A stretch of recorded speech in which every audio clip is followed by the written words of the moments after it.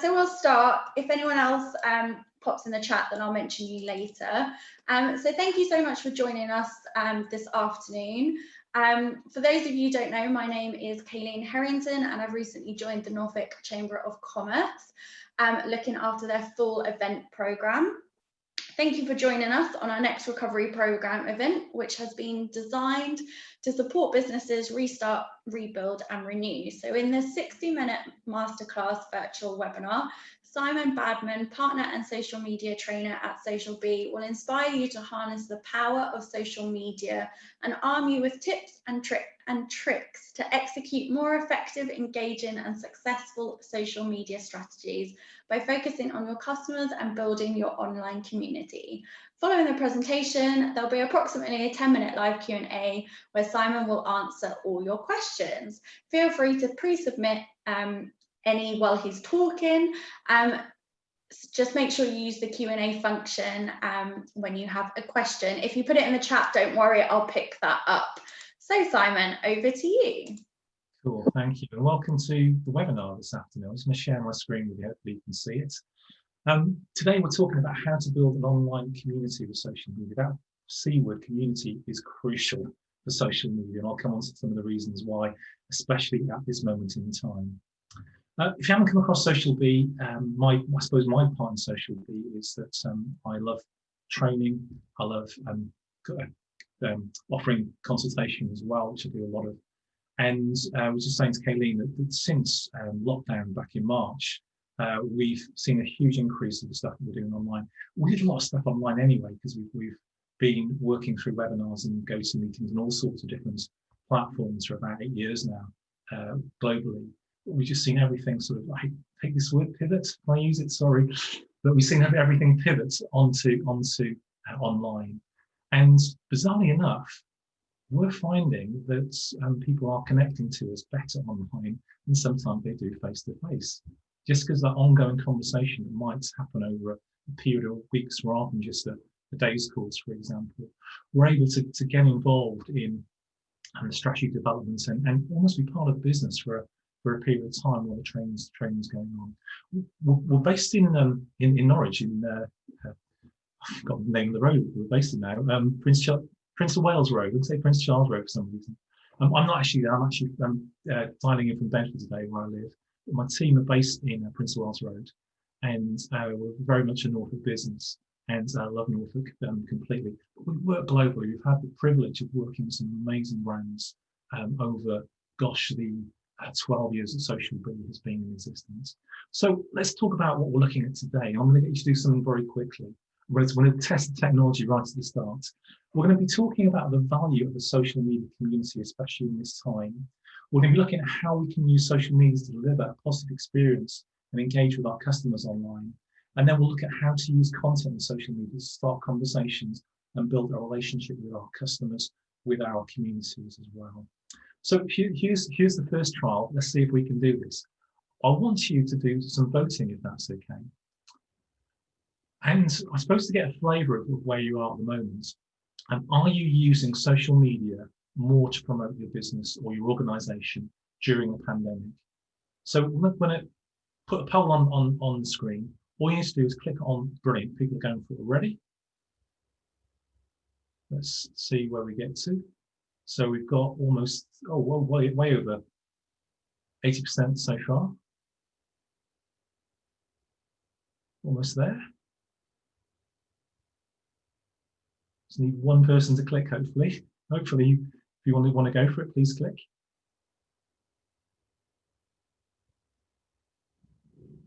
Cool, let's end polling. So slightly more is where people have come out at. Very much more, 11%. About the same, 32%. 5% less, which is fascinating as well. And then not at all, 0%. So I've got come on to some stats in literally a few seconds, which reflects what you're saying here. You know, the about the same, slightly more being the over 50% of you on the call today, and very much more being 11%. So let's talk about. Let me just close the poll down, and let's talk about the value of the social media community, especially during this season. Just want to give you some stats, which is probably not a great thing to do after lunch, because some of you might decide to nod off hearing some statistics, but I think these are crucial, and I'll show you why. We Are Social is an amazing organisation to come across, and they are the stat gurus of social and digital media. And as anyone involved in training or social media would know, have a look at what they say about the platforms, have a look at what they say about what communities are doing on the platforms. This is the latest data.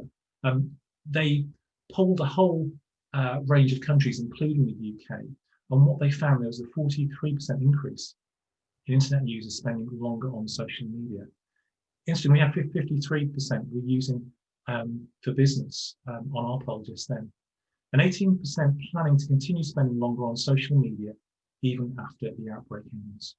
So what we're seeing is this move to social and digital media, and not only people using it and viewing their timelines, but actually there have been some formats and features and functionality that have sprung out more than others. So this is Ad Week back in May. Since COVID-19, Facebook has seen live viewings increase by 50%, Instagram by 70%, and Twitch, I don't know if you come across Twitch, by the way, it's a gaming channel, but over the last couple of years, it's really diversified. So you're seeing more brands on it. They've seen new channel creation at by 33% high for the platform. So it's worth considering that how we're consuming our social media as well. We don't mind dialing into live streams on Facebook or Instagram or wherever it is. We don't mind watching our video consumption as well. So we'll come back to that, just thinking about formats. Let's talk about community and what we should consider about community. This is my version I'm just going to share with you. It looks very, very basic, but it's I think it's pure genius. This is my colleague Ed. He literally wrote this down on the back of not back of a flag packet, but the back of a page when he was chatting to some people online. And what I've done is I adapted this. What we see within social media, I think it was Andrea who asked this great question about what are big brands doing and what can we learn from them. What I'm tending to find with some of the big brands is that it's what we can unlearn from them is crucial. So lots of big brands will treat social media like any other form of media that they're using. They will use it like broadcast media. They will use it like they're doing an ad on TV. They will use it like they're doing a billboard in your high street. And if you look at the first sort of diagram, it's all one way. It's all about me and what I'm doing and about what my business is doing, what I'm selling. And there's no potential to get engaged in that conversation. The next part, what happens here is we start to think in our clients and our customers and the communities we're trying to engage. We start to think in their shoes. We start to think about the problems that they are facing and how we can help them. We start to ask questions. We start to make our social media two-way rather than one-way. And we have an engaged audience working with us and engaging with our content. And then probably the ultimate is to have an engaged community. So you've probably seen this on some channels where people will ask questions on a post that a business will put out.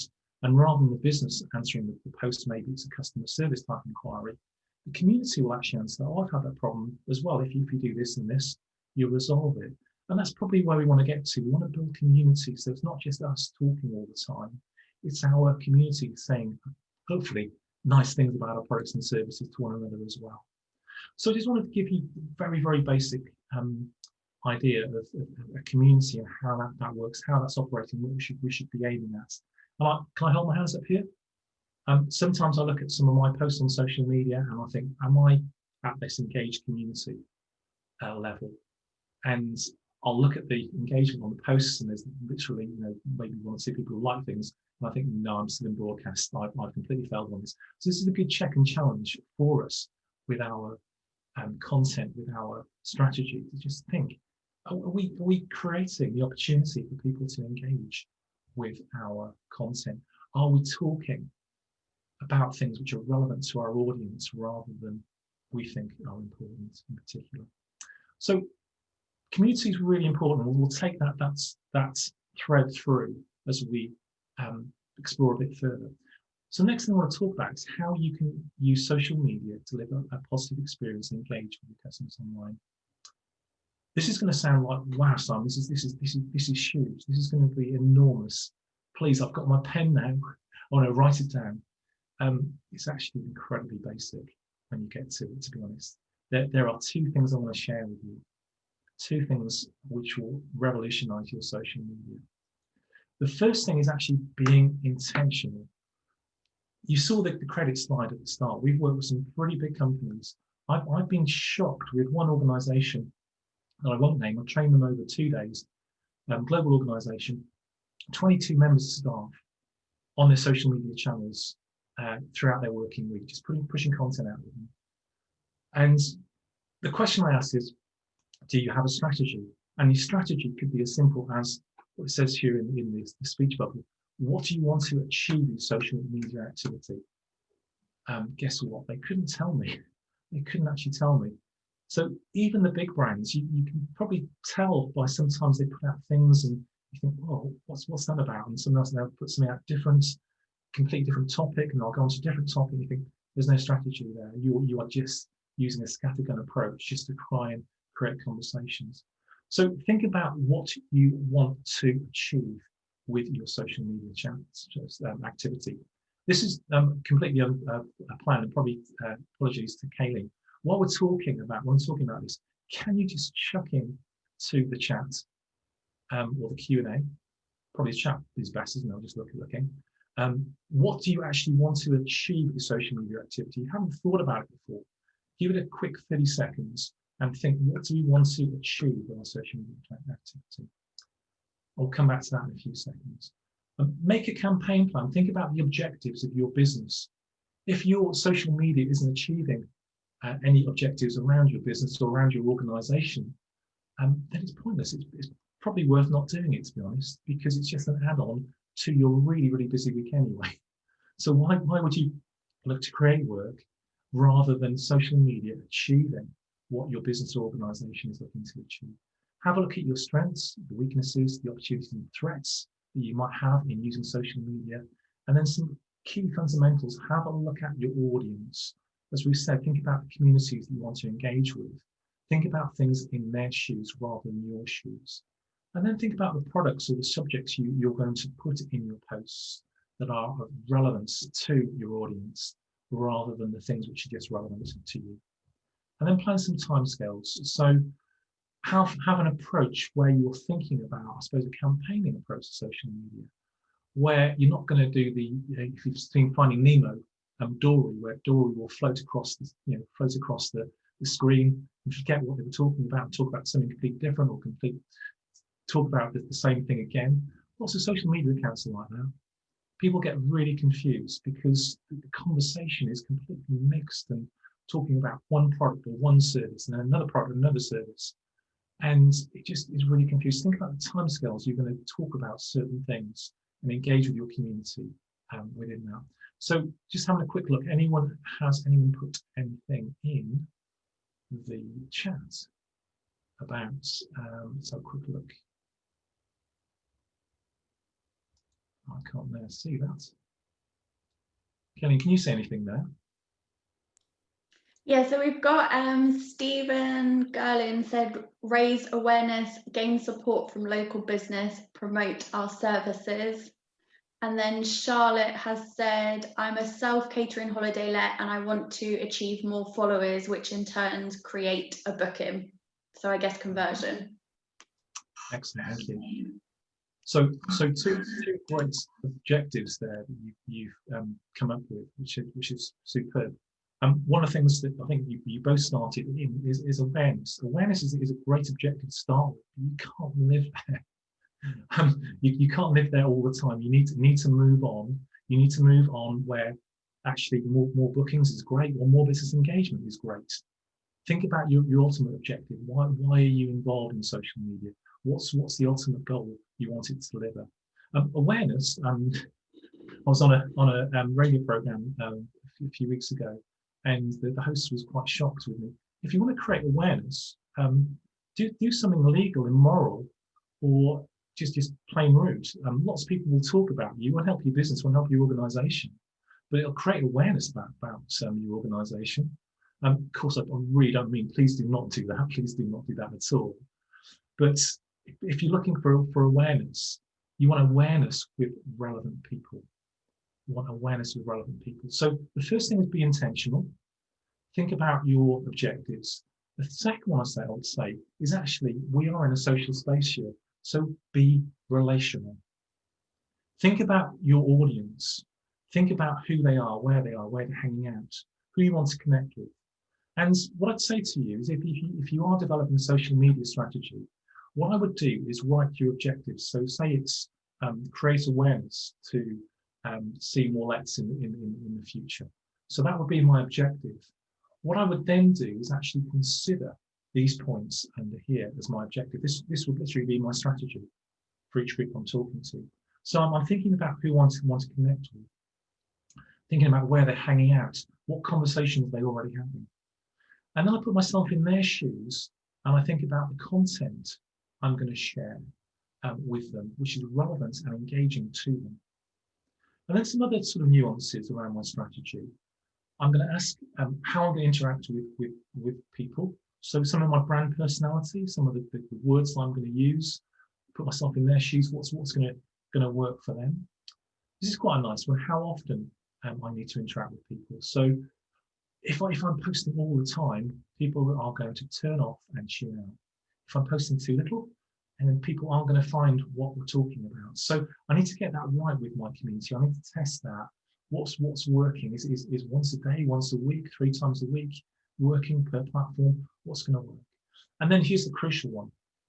The number of posts that will go out there to the audience. I've got the audience perfected. We'll talk about audience in a few minutes. I've got the audience perfected. And I haven't really thought about what is the purpose of this post. Is it about awareness? Is it about lead generation? Is it about raising the profile of an event or a service or a product? Or is it bringing people back to my website where I can actually sell to them on a landing page, for example? What is the purpose of this post? It's always a good thing to ask just before you hit that post button. So be intentional, be relational. What about customers though? Clients, your audience online? It says understanding a customer's wants and needs and how to build these insights into your social media content and activity is crucial. I'm going to probably be a bit controversial here. This is a journey that I've been on. I just want to share with you. What I would say is that for each audience, you might have one audience, you might have 3 or 4, maybe up to 5. You need to work out separately some kind of strategy for them. You need to understand them. You need to get into their shoes, as I've been saying. Think about who you want to engage with. Are they parents, professionals, existing customers? Think about demographics, age, gender, where they're based, what language they speak. You could even throw in some other things. You could even throw in education. You could throw in what kind of things they believe in. You could even have a bit of fun. You could even give your audience a name if you wanted to. So every time you're posting, you know you're speaking to Jeff or to Mary. And having that person in mind does wonders for your social media. So Dave Attenborough, who's just gone into Instagram, I heard an interview with him a couple of years ago, that he says when he's doing Blue Planet, he knows he's talking down the lens of his camera to millions of people. He's not talking to millions of people. He is talking to one person, a landlady that he met in the 1950s, that when he did his first radio broadcast, she said to him, I didn't understand a word of it. So he knows he's talking to that landlady.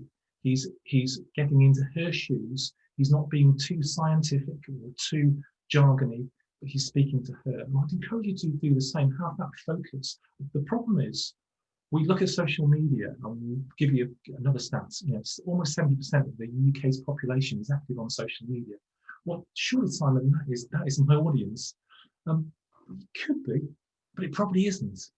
Your audience is probably a small subset of that you're trying to reach, the people who are interested in what you're providing or what you're selling. So segmenting down is actually a lot more powerful because you can get your messages crisper, you can get your messages clearer, you know who you're talking to at the other side of the timeline, for example. I love this from Marmite, just to show you this. They engage, they do this post to someone called Danielle quite recently. It's talking about Marmite flavoured hummus. Interesting concept there. And what they do is they talk one-to-one with their audience. They know loads of people are looking in on this conversation, but they're talking one-to-one. So I would advise you to speak to the one, not the many. The danger of speaking to the many, apologies anyone from that West, I should say, for what's coming next. These are two things that appeared in my timeline in the last couple of months. One is okay, not so good. One is getting there.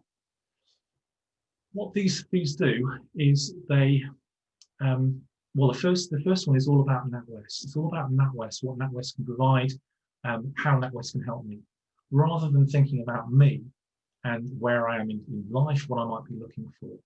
It's all about them. What about something that's all about us? This is something, I don't know who these guys are, My Magic Story. And I don't know if you can see this on your screen, depending how your screen is calibrated. It says, how would it feel to experience the thrill of hearing the Anfield Stadium chanting your name? I thought that was complete genius. I'm not a Liverpool fan by any means. Apart from that, they've got it spot on. But they're talking to the audience. They're addressing the one rather than the many. If you're a Liverpool fan, they are speaking to you and they are thinking about what's like in your shoes. How can they attach their products to it? Just coming back a step, one of the things to consider as well, if you're in any service industry, address people's wants rather than their needs.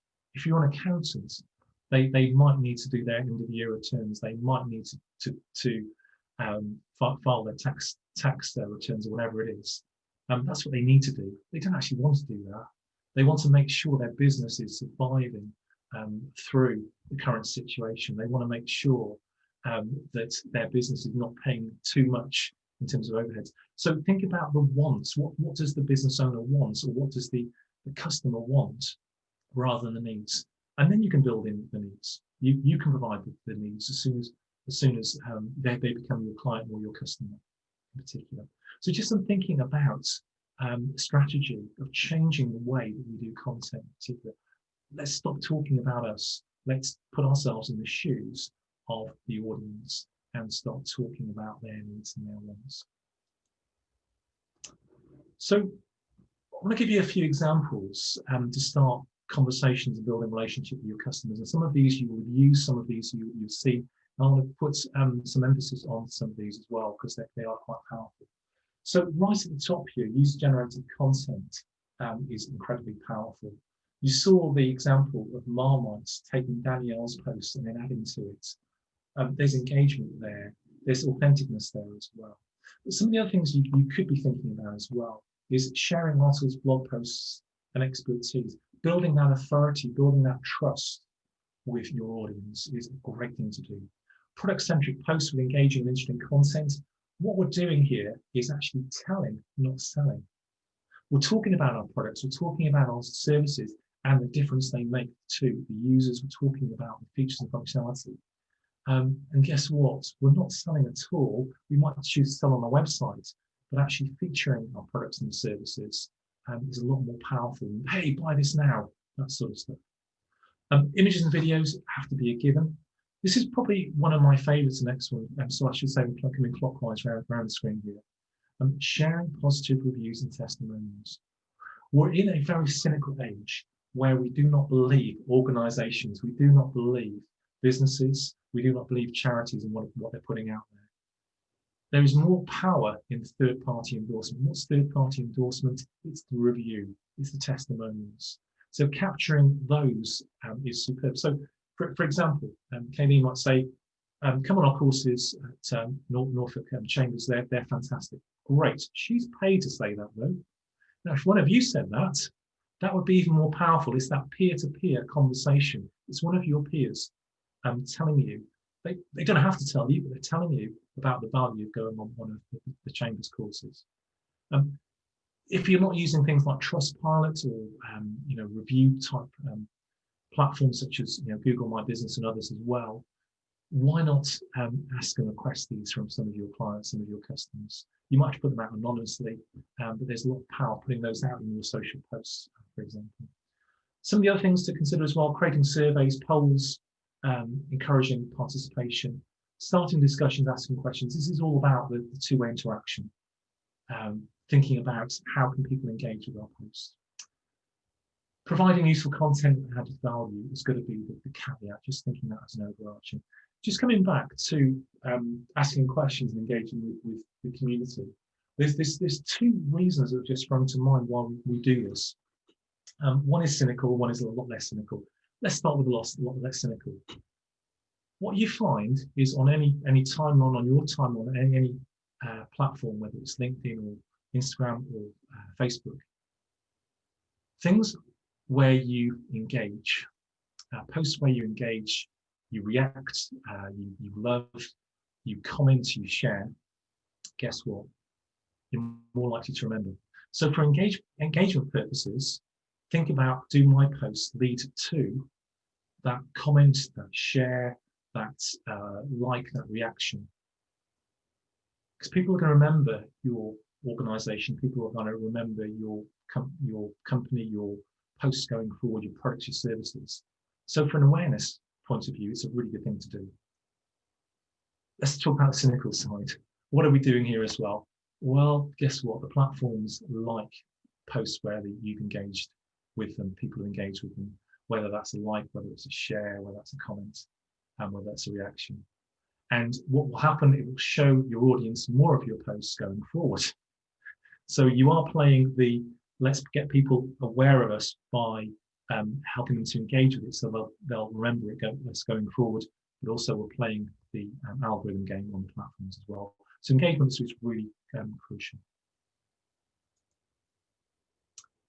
So I want to take a step back, and this is usually introduced at the end, but one of the things about communities and strategy around our social media communities, well, how do we know if it's successful or not? How do we keep track of our goals? How do we keep track of our objectives? So what I'd encourage you to do to start off with, say it's our overarching goal is we're going to create awareness to our organisation so that businesses will engage with us and maybe fund us, for example. I think we had that earlier on. That's our overall arch objective that we're looking for. There are some things which will help us inform how successful we're being here. So things like channel growth. If you look at PwC down here, this is their screenshot from their Twitter account. You know, how is their follower growth going up, or is it going up, or is it going down? How healthy is that? What about audience demographics? So what does the platforms tell us? So within Facebook, within Instagram, within LinkedIn, the platforms will tell us some stats about the audience demographics. And Twitter will probably have to use third-party tools to do that, because that section has now gone off Twitter, sadly enough. But we can still get to that data. We can have a look at the posts and who's actually engaging with our posts. Is it just our colleagues who have been quite rightly encouraged to engage with our posts, or actually is it the wider community that we're trying to reach? What does engagement on a post level look like? What does the number of retweets, for example, on this one, the number of likes on this one look like compared to our other posts? And then some of the, I suppose, the harder metrics, which will help us achieve our objective. What does social traffic look like coming back to your website? So using trackable links, you probably see the Bitly link in the top right-hand corner. Bitly is a great free resource where if you sign up for it, you can start tracking links and seeing how many click-throughs you've got coming back from your social posts. And then you can go the whole hog and go to what's known as UTM codes with Google, and then have a look at what's coming in through Google Analytics. If you wanted to do that as well, it's sounds quite sort of scary, but quite simple to set up and do, and see what's coming back to your website. So if I was an organisation trying to engage other businesses to fund or to get involved, become business partners in my organisation, maybe I'll have a section on my website I'm trying to bring people back to found their perspectives, or to give me their information so I can get in contact with them. How many people are clicking through from my social posts coming back to that website landing page, for example. So always think about measurement right at the start. How can I measure this? What does success look like? And there's a great quote. I can't remember who came up with this, but if I can't measure it, I probably shouldn't be doing it, to be honest. And that's true of all our social channels and all of our posts. Because if we take that on board, what it means is our social accounts and our social posts are going to fulfill what we're trying to do with our organization or with our business. One of the other areas I was asked to speak about today, just thinking about making our posts better, making our experience of social media better, especially for our community. Tips, tricks, and handy tools you can use to manage your social media. Now we could literally carry on this call for a couple of hours, and I could probably bore you to death with some of the amazing tools out there. I'm not gonna do that, especially not on a Monday. You don't want to start off the week like that. I'd encourage you to have a look at our blog, Social Bee, our listener newsletter. Please subscribe to it. Well, we put lots of these tools within as we're finding some of the changes on the platforms as well. And we've got a podcast that comes out on a regular basis, including updates about what's happening with tools, what's happening with platforms as well. So I encourage you to do that rather than take your time now. I was thinking about the audience. I can't see you. I don't know what level you are with social media, but I've been involved in social media for a long time, and there are still some go-to tools that I use. Even now, some of them come out in the last couple of years and have replaced the tools. And if you're thinking of starting off or improving what you're doing in social media, I encourage you to have a look at these. Some of you might be aware of already. So the first one I want to start with is probably something that quite a few of you use, in Canva. I think Canva, not from Kayleen, I can see there, sort of smiling as well. Canva is just absolutely brilliant. To get professional looking images on your profile is a must. If you're thinking what you're trying to do with an image on your profile, you're trying to grab attention, you're trying to stop people scrolling. Images do that. If you can create an image with a great title on it, new blog post or something to grab people's attention, as you can see on the left hand side here, worth doing. Even on the free version of Canva, people say to me, should I go for the paid for version or for the free? Well, the paid for version gives you a bit more functionality, and it gives you a lot more templates, but actually you shouldn't be using the templates. You should be designing your own from scratch, and then reusing that, using your fonts, using your colors, so you have this commonality across all your posts, so it looks like it's coming from the same organization. So I encourage you to have a look at Canva if you haven't already. Canva's brilliant. I've got one friend who's even using it for his A1 placards outside his shop now, which is brilliant. It looks superb as well. InShot, I don't know if you've come across InShot. InShot is an app which is phone-based, and I'm finding InShot brilliant just for recording snippets of ideas and training. And this is a very, very simple one I did a while back in June.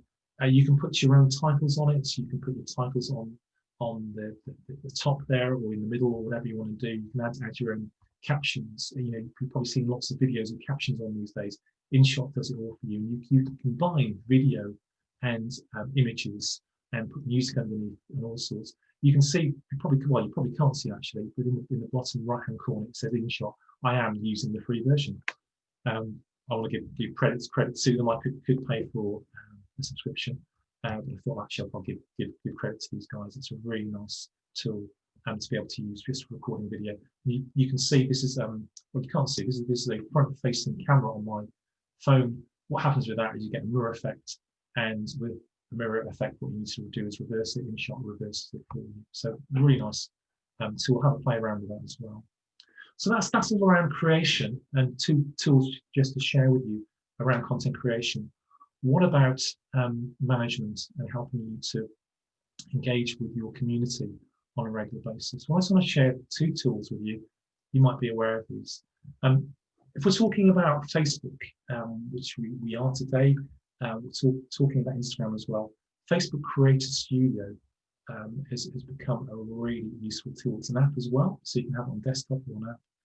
It is superb for scheduling to Facebook. And for those of you on Instagram as well, it is completely free to schedule to Instagram. What would I be doing? Would I be just scheduling stuff to go out as and when? No, I'd be using the analytics.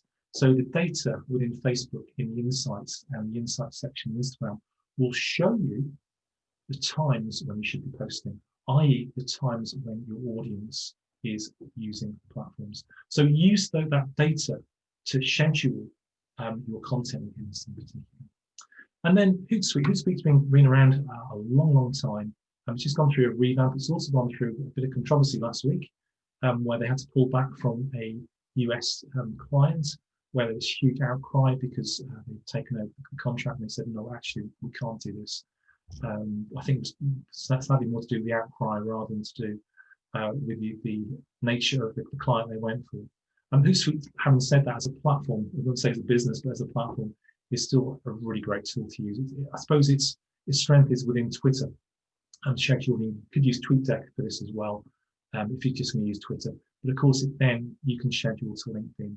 In terms of when to schedule to these, Twitter doesn't have any built-in data into the platform, but you could use something like Follow a Wonk to have a look at when your audience is online, or you could have a look at something like Tweeriad as well. Tweeriad only gives you a sample of different days and an average for the week. Follow a Wonk gives you an average for the whole week when your audience is actually using Twitter and on it. LinkedIn, sadly, there isn't any guidance on that at the moment. There isn't that data, I should say, not guidance. You have to test it and see when the best times to post are. But if you want to schedule to LinkedIn when you're not around, this would be a good tool to use. So, covering lots of ground today, and I just want to go through 3 platforms very quickly. I'm just going to get you to do another quick poll, though, if that's okay. The quick poll is, what social media channels are you using for your business currently? And this is multiple choice, so it's going to go live. You can vote on as many or as few as you want to. And it'd be great if you could do it. Let's see what people are doing. Wow, that's cool.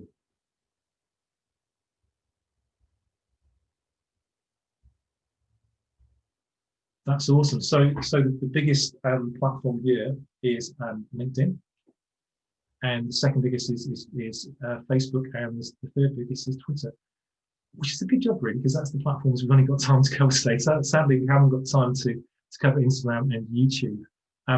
What I would say about YouTube very quickly, worth considering, it is the most used platform in the UK. Second most used platform globally. It's part of Google, which means that when you search on Google for anything and you able to align your videos with some of the search engine results that people are searching for, the keywords, the terms, guess what, your video appears. So it's worth considering YouTube, especially if you're going down the video route. Create video, especially for Twitter, LinkedIn, Facebook, whatever platform you're on, but also create video for YouTube in particular. Cool. Thank you for going for the poll. There's going to be one last poll just to warn you before we finish, and then we'll have a look at some questions. I just want to rush through the platforms and some ideas around the platforms. Facebook. So it's always good to get people's feedback on what they're using. Facebook came in second on the poll that we just done. Facebook is still the biggest social media platform out there, despite all the Facebook fatigue and the Facebook failures and all the sort of controversy around Facebook. It is still, dare I say, it's probably a good place to be for your business, especially if you're B2C, business to consumer. 1.66 billion active users this year, and even the feature like stories, which seems a bit peripheral, 500 million access daily. On average, one hand up for this is probably me, users access Facebook 8 times a day, and 7 million businesses use Facebook advertising. So it's still quite staggering data on Facebook out there, and it being used effectively. I suppose that the question is, if we're talking about communities, which we are today, is a Facebook page enough? Possibly, but have a think about your objectives. Have a think about how you create community. Have a think about how you create value to those who are connected to you. So having a Facebook page is a great idea. Having that out there is certainly to be lauded, so people are aware of you and you can start to have conversations on that Facebook page. What about a Facebook group though? If you are using Facebook, are you bringing some of your top customers, your top clients back into a Facebook group? I was saying to Kayleen, we've been using Facebook groups seem to have had have reached their sort of purpose in life under lockdown, where we've been doing lots of our training through Zoom, through other platforms as well, but then having conversations with the delegates through Facebook groups, and some of the functionality in there that you can set up is completely phenomenal. You're building a community within that, and maybe using your page to bring people into that community where they can see special offers and hear about services first, and maybe feedback on some of the things you're doing as well. And in terms of what's working in content examples, well, I'd obviously say think about live stream, think about video. Even people, this is one of our clients on the right hand side, women in mining, amazing organisation. They stream, this is the pre-lockdown, I should say, by the date, it's February. They stream all their major events through Facebook because they know that Facebook has that audience they want to connect to in terms of their members. In terms of visuals, what I would say is think about colours. I love this Don't Buy Her Flowers one in the middle. It probably grabs your attention just because of the colours it's using, just because of the design it's using. And you know, if you are a designer, I think it's one or two designers on this call today. Graphics like this can be really powerful. Simple infographic type things where you can grab people through colour is really powerful. And then in terms of tone, in terms of engagement, I love this from Marmite. This is Marmite reaching out to a person who's just switched one of their recipes to Vegemite because of the Marmite shortage. They've been open, they've been honest, they've been transparent. They say, we haven't got enough Marmites. We're really sorry, but please come back to us when we have. And it's about building that relationship. It's about building that community rather than not being authentic. So just some ideas about Facebook and what to consider. The great thing about going live on Facebook is everyone gets notified that's following you. Everyone gets notified that's connected to you and starts asking you questions, i.e. they're engaged with your posts, what's going to happen in the future. They will see more of your posts more than likely because they're engaged with it. Let's come on to Twitter. So Twitter's had its critics throughout the years. I think Twitter's had a sort of sigh of relief over the last year where the focus has been more on Facebook and other platforms as well. It still could be a great place to be. I think it came in third on our poll. 326 million users, 17 million in the UK. Great for business to business and business to community. Some of the tactics you can use are you only have 280 characters of sharing links to bring people back to your website or your blog or wherever you're trying to bring them. Is a good tactic to do. Keep up to speed on the industry. Hashtags are, of course, prolific on Twitter. And network using hashtag chats is always incredibly powerful. People around the world know what hashtags to have conversations on. And hashtags, if you're wondering what the best definition of it is a tag which gives a subject tag to a tweet that you're putting out there. Because other people might not be connected to you, but they might be following hashtags in particular. So you're thinking about what's this tweet about? How can I connect it to a wider conversation that's happening already? And then finding and answering questions, great for your credibility. What I'd say to you before sharing some examples, I would say for this in particular, for Twitter, but also for the other platforms as well, think about your profile. Lots of people create a profile, they're tweeting, they're posting, depending on what platform they're on. But think about your profile right from the start. You might want to revisit your profiles as a result of this. Does my profile work for the clients and customers I'm trying to engage with? Will people understand? Will people find me? What about my header? Can I change that on a regular basis to reflect seasonality, reflect what I'm focusing on in my business, and what I know my clients, customers might be following on? Think about the icon you're using. Does your icon, i.e. your logo, work in a circle these days for most of the platforms? And you only have 160 characters to play around with in your profile. So make sure you get your wording right on that. Make sure you have hashtags in there, have the keywords in there as well. Have your web address in there as somewhere where people can click on and come back to a landing page. You can see, for those of you who've got 3 resolution, which is good. We've got a bit.ly link there. We're actually tracking people who click on social feed, and come back to our website from that. We can track that. Just a few quick examples. This is one that's following me around Twitter at the moment, Miro.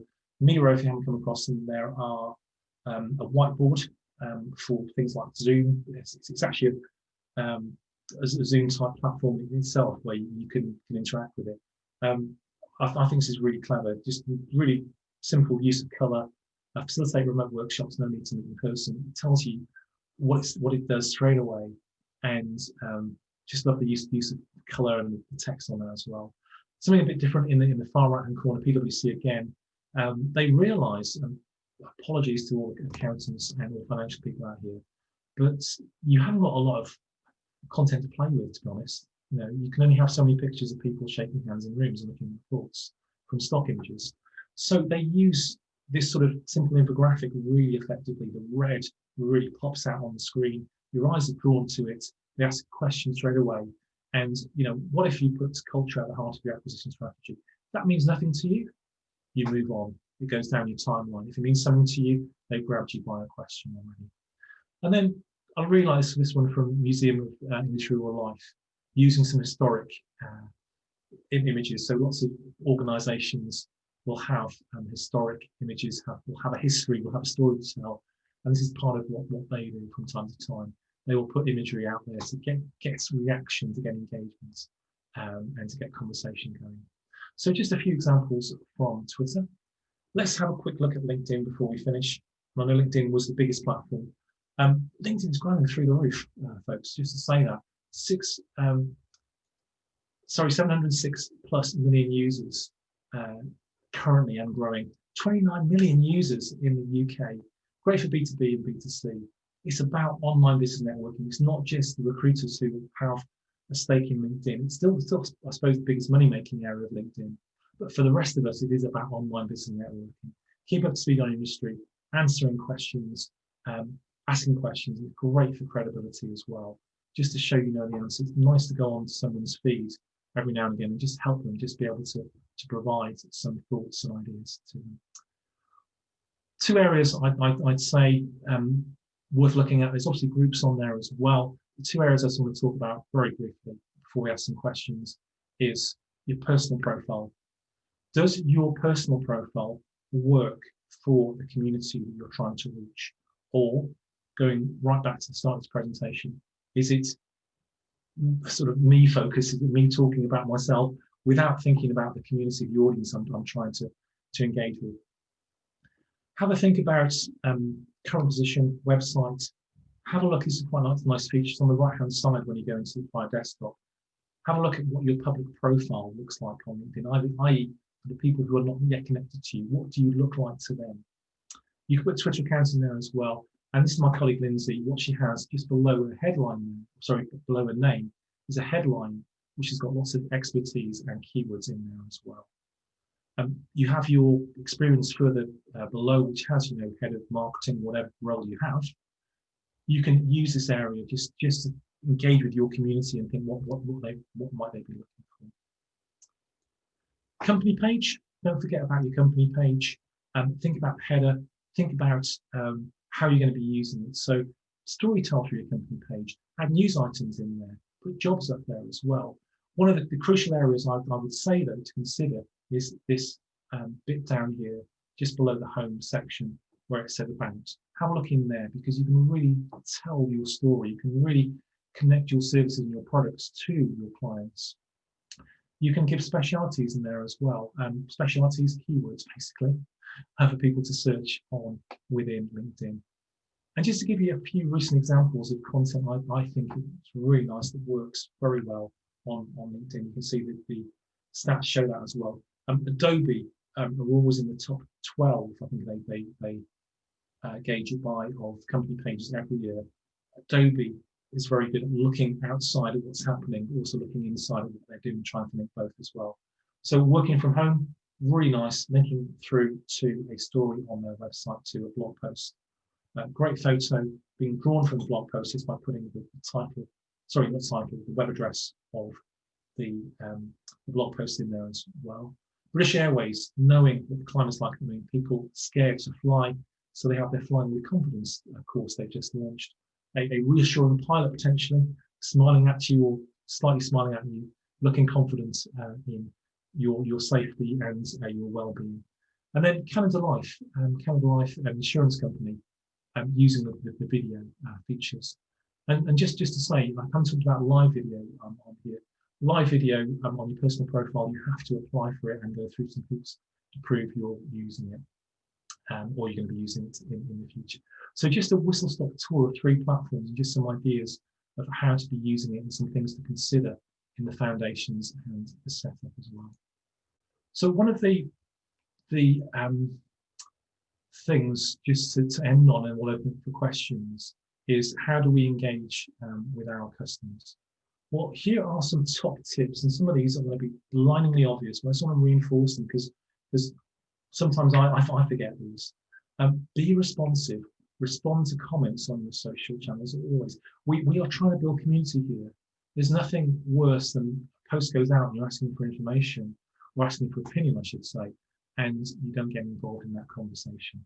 Yes, there will be times where you need to take things down or block if people are being abusive or rude or whatever. But on the whole, if people are responding to your comments, get involved in that conversation, get involved in what they're saying. Be consistent. Stop doing the dory from topic to topic. Hey, it's National Pancake Day. Let's talk about pancakes. No, we're an accountancy firm. We don't have anything to do with pancakes. Let's talk about what we're talking about, for goodness sake, and make sure it's engaging with our customers.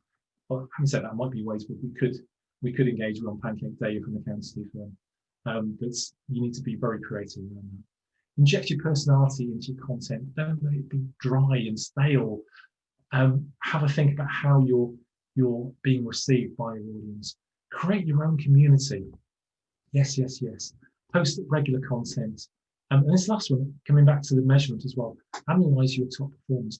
Why are my posts doing so well? Or why is this post doing so well? Is it the image? Is it the video? Is it the text? Is it the call to action? Is it the question I'm asking? Is it the time I put it out there? Why is it working so well? Analyze them, repeat what works, review what doesn't as well. So just before I open it for questions, I realise time's flying away here. I'm going to ask you one last question. What channels are you going to be focusing on going forward? Will they be the same as the ones that you've said previously, or will they be slightly different? Are they going to be ones where you've got new channels you're going to explore?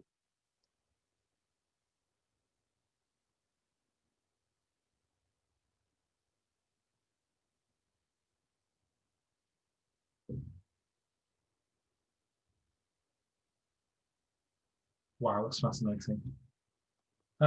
What would I say? There's a caveat with this, and it goes back to the strategy that we talked about at the start. Go where your community is. Don't feel you have to open an account on any of the ones you're not involved in at the moment, unless your audience is there. I've seen businesses make some really hard decisions of closing Facebook pages, of abandoning YouTube, abandoning Twitter, because they suddenly realize the conversation's not there anymore. They've moved and they need to move with them. So LinkedIn's probably the biggest one here. Just to say, please, sounds a bit needy, but LinkedIn is my platform as well. So if you want to connect to me on LinkedIn, I'll have to carry the conversation on there. But I'm aware that we need some time for questions. Thank you so much, Simon. So yeah, I am a bit conscious of our time, but we'll try and get through as many questions as we can. Obviously, if you need to leave, we completely understand. But while you're here, if you're happy to stay on, we'll try and answer as many questions as we can. So I know we've got one from Steve saying, given the last poll, so this was poll 2, Simon, came back as LinkedIn, the advertising seems quite expensive. What is your advice? I'm after B2B customers. That is a great, so I'm echoing, I think, Kenny. And that's a great point, Steve. We found that too as well when we've been running LinkedIn advertising for clients. It's a lot more expensive than the other platforms. Especially if you have experience on Facebook, and especially if you have experience on Twitter. call at the moment is Facebook is very reasonable in terms of advertising. One of the things I'd say about LinkedIn is that people don't get the targeting right, and you might find this yourself, that when you do get it right, that your audience is so small that LinkedIn won't run your ads. So it's worth considering, can we do this organically? Can I build my personal profile to connect to people who are going to be relevant? And guess what? The next thing you do is not go straight into their inbox and start selling to them. You start saying things like, "Hi, thanks for connecting, looking forward to seeing your posts," and just leaving it. The number of people under lockdown I've had, in almost like desperation, which is really sad, connect to me and then start selling to me has been horrendous, absolutely horrendous. And I'd advise you to do that. What you're doing on LinkedIn is building relationship. So if you are using the organic, you are connecting to the right people, you're doing your research, who should I connect to today? Connect to them. Don't sell to them straight away. Put your posts out there and see if they're out to your posts. Build that trust, build that authority first, because otherwise people are just going to disconnect to you. On LinkedIn advertising, going back to the original, it is expensive. We found that if you can get the audience right and make it look like it's an organic post in people's timelines, then people will engage with it. So possibly worth considering as well, although it is expensive. It's something I'm thinking about for a project where Facebook advertising, to be honest, has failed. The number of click-throughs to the landing page has been superb. The number of sign-ups on the landing page has been woeful. So I'm thinking maybe I need to revisit LinkedIn for this one project as well. LinkedIn, sorry, okay, I was just seeing another question answering. Would you recommend getting a LinkedIn premium account for B2B? It depends what you want to do. So the starter pack, I think, is around £25-ish. It might be even more than that now for an individual. The real value comes in, I think it's the first level of recruitment and the sales. And we've had clients use those where LinkedIn suddenly becomes the hub of everything that you do. For me, I still get away with using the free account. What you should be able to sign up for premium accounts just for a period of time, like for a month, and then ditch it and try it, see if it works. There was one I've used, a disconnect between what I was seeing on my timeline and in my profile and some of the recommendations LinkedIn was making back to me for example, sales leads. There was a disconnect between the two data sets, which was a bit worrying. So by all means, try it. I've got away with it for, 14 years now on the free, and still building business just by putting content out there. The one thing I'd say about when you do go down the route of thinking about your audience and posting, don't expect them all to react or to comment on it. The number of posts I put out there, you think are woeful. I'll get an inbox from someone saying, "Hey Simon, saw your post on, can we talk about it?" Yeah, of course you can. You don't want to put that in the comments. So make sure they're serving you and what you're doing. And what I tend to do, by the way, with my community, which I think is about, it's not huge by any means, it's about 2,500 people, I think, on LinkedIn. We'll have conversations via inbox rather than posting all the time. Another question here, the organisation I work for asks for last-minute social posts, and therefore I find it hard to have a strategy. Do you think a social media strategy can be short-term, or is it very effective to have long-term? I think, yeah, both ends. You need a long-term strategy, because what you're doing as well, the problem is short-term. It becomes posting for posting's sake. Who's got the loudest voice in my organisation? So one of the bizarre examples I use is we work with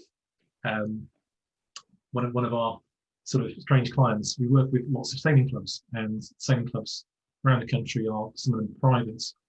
And one of the examples, someone on the committee or on the management team will say, people are parking in the wrong spaces in the car park. We need a Facebook post on this. No, please do not do that. Please do not. This is not the place for that to go out. You need to protect your social media channels. so that when you put something out, you know you're having the right conversation with the right audience. There's not something left field coming in from your leadership team because it's one of their own bugbears or something they think. If you do develop a long-term strategy, you can start to protect that space and say, hey, this is not the audience. This is not the audience for that. That needs to go out for our newsletter. Or maybe if we've got a Facebook channel or a LinkedIn channel, maybe that's more LinkedIn than Facebook. You can start to differentiate and protect your community. One of the clients we worked with that took a decision to ditch Facebook, they were an insurance technology company.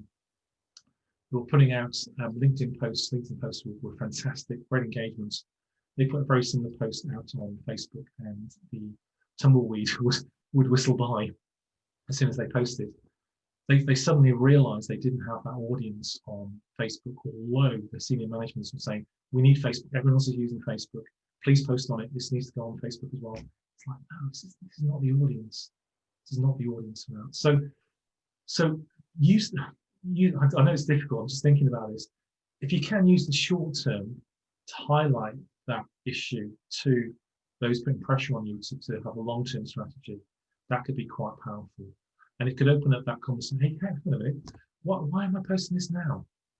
Shouldn't we have that in our planning? Shouldn't we have that in our campaign plan? By the way, a campaign plan, what we devise, revise it on a weekly basis, probably up to about 3 months, because things will change, the platforms will change, the audiences will change, and what you're doing will change as well.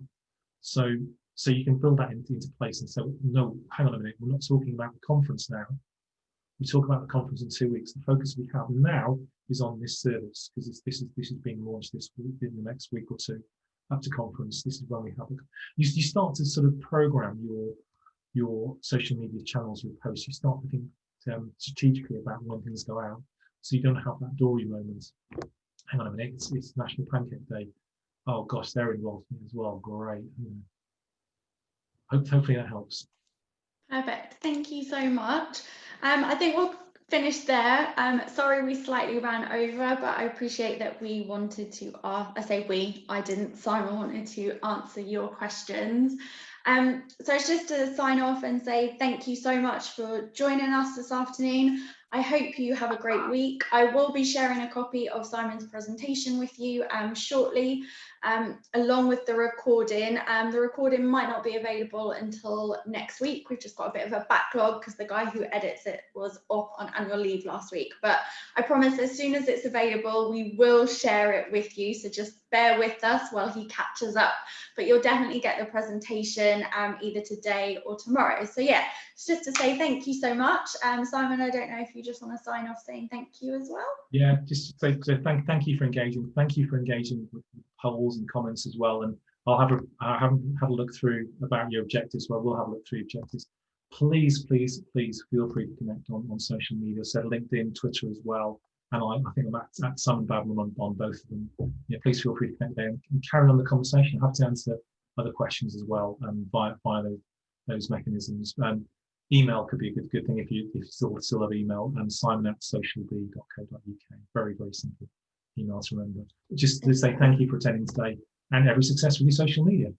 Thank you, and don't worry if you missed Simon's email address. I'll CC him into the email that I send out this afternoon or tomorrow morning. Well, enjoy the rest of your day, and hopefully we will see you soon. I did put in the chat our next recovery program and our events link, so feel free to browse and book on. So thank you, and hopefully we'll see you soon. See you later.